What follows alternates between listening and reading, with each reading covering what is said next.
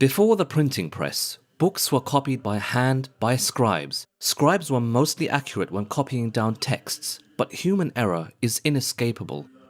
And thus, scribal errors naturally occurred in Quranic manuscripts. These insignificant errors, when spotted, were corrected, for the Quran has and always will be a living text. And so, scholars of Islam never paid these much attention. Until now, in the 21st century, when a man named Dan thought that he knew better. Assalamu alaikum wa rahmatullahi wa barakatuh. In today's video, I'm going to be talking about Daniel Brubaker's corrections in early Quran manuscripts.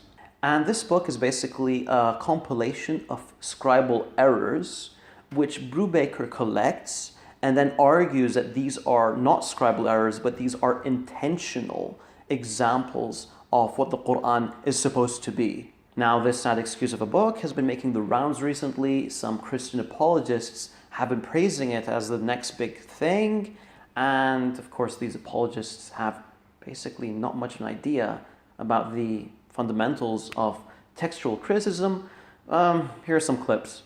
What are my thoughts on corrections in early Quran manuscripts by Daniel Brubaker? My whole thoughts is simple.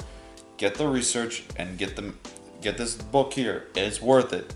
We have been given a pre-published copy. You have got it. I have got it. That's Dan right. Brubaker is working with us on it. We're actually helping him to before he gets it out. What we find through Dan Brubaker's work is that some of these errors that he is pointing out to don't seem like mere scribal errors. Book is available on Amazon. Please do buy it. Please read it, make use of it, and use it in the engaging with Muslims so that they can see unreliable of the Quran, which will allow them to hopefully give up Islam. Now, in this video, I'm not going to be going through the book as a whole. I'm just going to be focusing on one specific example to give you an idea of how bad this book really is. The full refutation of the book is currently being worked on, and I'm going to let you know when that's coming out, inshallah.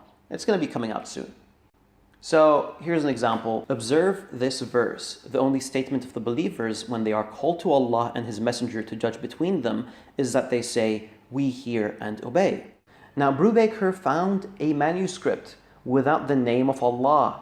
He then concluded that this was read as the only statement of the believers when they are called to and His Messenger. What does that even mean? Now, forget that it doesn't make any sense. Brubaker doesn't really care. He still argues that this was a part of the original Quran while admitting that it is therefore not clear what might have been going on in this sentence. But what about this, Brubaker? What about all the other manuscripts that have been written prior and around the same time as this manuscript that actually fit in with the current text of the Quran? What about those? Examples like this one, or this one. How about this one, or this one, or this one, or this, and finally this. You recognize these? I'm sure you do, since you've actually relied upon them for your book. Okay, so let's review. Brubaker basically ignores that the verse makes absolutely no sense, that it's grammatically inaccurate, and ignores all the other manuscripts that actually match the Quran that we have today, and yet will not concede that this is a simple scribal error. Okay, so if you're going to believe this, I can't really help you. Now you see, with this flimsy methodology, some Muslims could argue, not me, but some Muslims could probably argue that the Bible, of course, based on the methodology that you're using, Brubaker, they could argue that the Bible promotes adultery. In the year 1631, the royal printers in London printed the Bible with the following words: "Thou shalt commit adultery." Now, I know what you're going to say. You're going to say that this doesn't really make any sense, that this goes against the other manuscripts that obviously don't say this. The word "not" is supposed to be there, but since when did you care about what other manuscripts say?